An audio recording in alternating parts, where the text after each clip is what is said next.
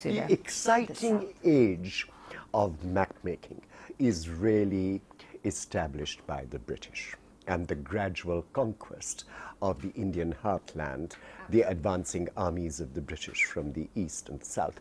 Now, 18th and 19th centuries are the key, and then you really begin to get more and more accurate portrayals of what actual heartland of India looks like. And these are no longer phantom maps or with phantom features.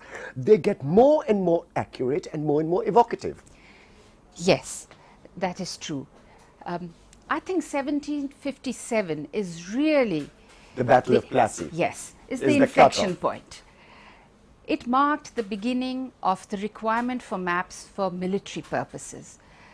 So when there was a battle and the British won the territory, they needed to map it. They needed to know how much territory they could acquire, what to tax, what to source from that area, what were the routes they could take through it, what was the boundary between their territory and the neighboring territory. So maps then became, they had a purpose to map it very meticulously. Right. So and a lot of terrestrial survey took place at that time. Right, exactly. And of course, then happens by and large. But you also get very beautiful embellishments in the 18th, 19th century. For example, the French mercenary who's at the court in Awadh, Jean-Baptiste Gentil.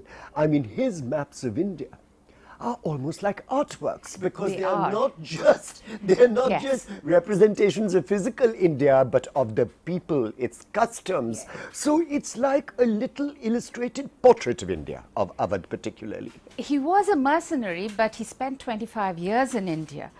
And he was for 7 years the French agent at the court in Awadh, at Shuja-ud-Daula's court in Awadh. So, and he was very interested in all things Indian. When he went back home, he took back paintings and tapestry and plants and even animals. So his maps play a very important role in telling us what those areas were like at his time.